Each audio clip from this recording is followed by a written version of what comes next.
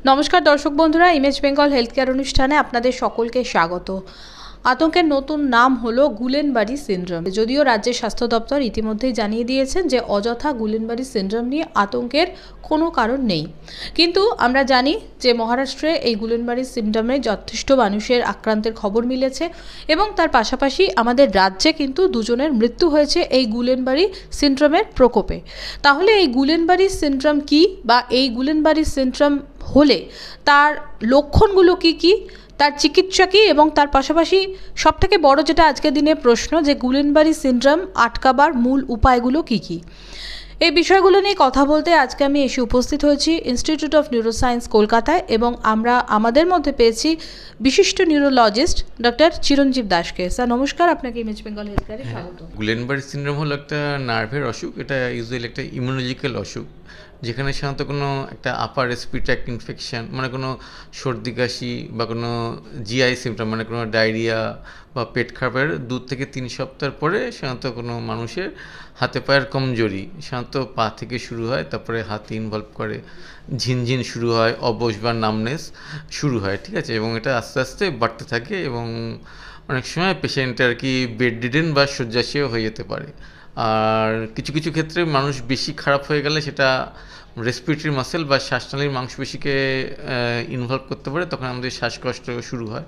এবং আর উপর দিকে উঠলে বালবার মাসেল, মানে কণ্ঠনালীর মাসেল ইনভলভ হলে তখন খাবার গিলতে অসুবিধা বা চোখের পাতা ফেলতে অসুবিধা এরকম হতে পারে। এবং এই দেখা গেছে এই অসুখের সাধারণত কোনো বাওয়েল ব্লাডার, মানে কোনো ইউরিনের কোনো সমস্যা হয় না, কিন্তু পেশেন্ট আস্তে আস্তে বেড রিডেন হয়ে যায়।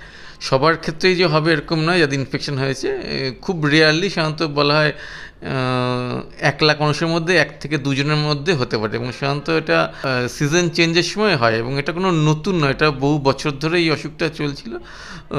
কিন্তু হয়তো মহারাষ্ট্রে কোনো একটা ক্লাস্টার রিজিয়নে হয়েছে বলে হয়তো এটা অ্যাটেনশনে আর কি এসছে। জ্বর জ্বালার পরে অনেকেরই আর কি মাসেল পেন হয়, যেটাকে আমরা সাধারণত মায়োসাইটিস বলি, কিন্তু যেটা ডাক্তারবাবুর কাছে আসতে হবে কোনটা সেটা তো পেশেন্ট নিয়ে থেকে বুঝতে পারবে না, কিন্তু মানে একজন নিউরোলজিস্ট বা সাধারণ মানে জেনারেল ফিজিশিয়ান ওনাকে এক্সামিনেশন করেই বলতে পারেন যে ওটা মাসেলের অসুখ, না কোনো নিউরোমাসকুলার, না কোনো জিবি সিনড্রোম বা নার্ভের অসুখ, না কোনো স্পাইনাল কর্ড ওরিয়েন্টেড। মানে আমাদের কোনো পেশেন্ট এলে আমাদের প্রথমত হিস্ট্রি থেকে আলাদা করতে হয় সেটা কোন সিস্টেমের অসুখ আছে। মানে সবার যে উইকনেস হলে ঝিনঝিন হলেই যে জিবি সিনড্রোম হবে এরকম ভাবার কোনো কারণ নেই। সাধারণতগুলো অ্যাসেন্ডিং, মানে পা থেকে শুরু হয়, হাত ইনভলভ হয়, এবং কোনো ইউরিনারি মানে ব্লাডার বয়েল কোনো সিমটম থাকে না। মানে এরকম একই জিনিস দেখা যায় কোনো স্পাইনাল কর্ড ইনজুরি বা কোনো স্পাইনাল কর্ডের ইনফেকশন হলো, বা কোনো মায়োপ্যাথি, মানে কোনো জ্বর জ্বালার পরে এগুলো আমাদের ক্লিনিক্যাল এক্সামিনেশন আর কিছু রক্ত পরীক্ষা এবং কিছু নার্ভের পরীক্ষা এবং কিছু মাসেল টেস্ট করে আমরা সাধারণত এগুলো ডিফারেন্সিয়েট করতে পারি। কোনো সাধারণ মানুষের পক্ষে এটা বোঝা সম্ভব নয়, এটার জন্য কোনো ডাক্তারবাবুর কাছেই আসতে হবে। আর সাধারণত কোনো আপার রেসপিরেটরি ইনফেকশন, সেটা করোনা ছাড়াও যে কোনো ইনফ্লুয়েঞ্জা, মানে কোনো সাইটোমেগালো ভাইরাস বা কোনো ইনফ্লুয়েঞ্জা ভাইরাস, এগুলো থেকেও আর কি হতে পারে। আর সাধারণত যেগুলো বলে লিটারেচার কোনো জিআই ট্র্যাক্ট ইনফেকশন, মানে কোনো রোটা ভাইরাস বা কোনো ক্যাম্পাইলোব্যাক্টেরিয়া জেজুন ইনফেকশনের পরেও আর কি হতে পারে।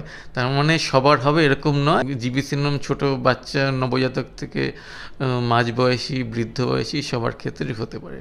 জিবি সিনড্রোম সেটা প্রোগ্রেস করছে কিনা, মানে এআইডিপি থেকে সিআইডিপির দিকে যাচ্ছে কিনা, এবং জিবি সিনড্রোমের মতনই একই জিনিস অনেকটা দেখতে, মানে যে কোনো মাইলাইটিস বা মাইলোপ্যাথি বা কোনো নিউরোমাসকুলার জাংশন, মানে কোনো মাইস্থেনিয়া বা কোনো পোস্ট ভাইরাল বা কোনো ইনফ্ল্যামেটরি মাসেল ডিজিজ আছে কি না, মানে এগুলোকে, বা কোনো নিউরোপ্যাথি, মানে আদার যেগুলো একই রকম জিবি সিনড্রোমের মতো দেখতে, ওগুলোকে আর কি ডিফারেন্সিয়েট করতে হবে, এবং তার চিকিৎসা পদ্ধতি আলাদা।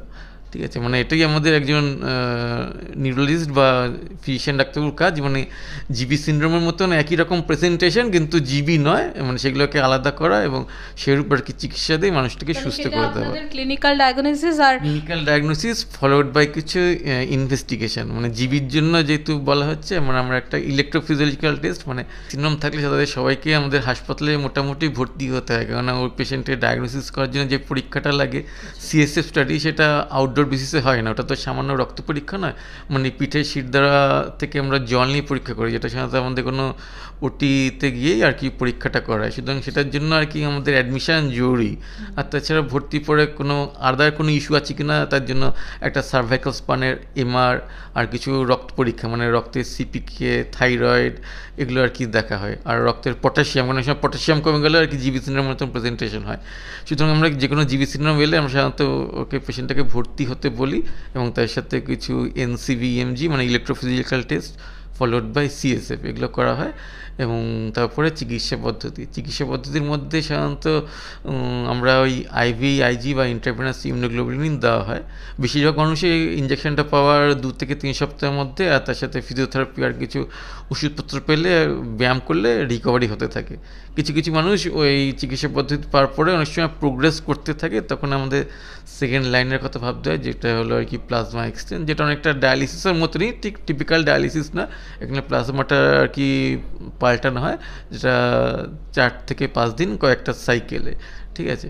এবং সেটা দেখা যায় আইভিআইজি ফলোড বাই প্লাজমাফেরেসিস, বা অনেকে পেশেন্টের প্লাজমাফেরেসিস ফলোড বাই আইভিআইজি, সেটা clinical to clinical patient depend করে।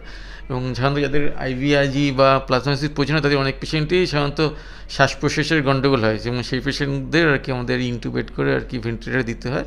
সঠিক সময়ে ধরা পড়লে এবং সঠিকভাবে চিকিৎসা করলে 90 থেকে 95 মানুষই আর কি সুস্থ হয়ে যায়।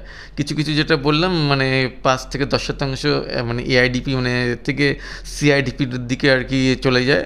খারাপ থাকলে মানে খুব মানে 1% মানুষ আর কি অনেক সময় সুচিকিৎসা পাওয়া সত্ত্বেও আর কি সাকাম করে, মানে mainly due to autonomic dysfunction, মানে কোনো হঠাৎ করে কোনো কার্ডিয়াক অ্যারিথমিয়া হয়ে গেল বা কোনো রেসপিরেটরি মাসেল উইকনেস, যেটা আর কি আমাদের ভেন্টিলেটর দিয়েও কারেক্ট করতে পারলো না, সেক্ষেত্রে মানুষের আর কি সাকাম করতে হয়, সেটা রিয়ারলি, ঠিক আছে।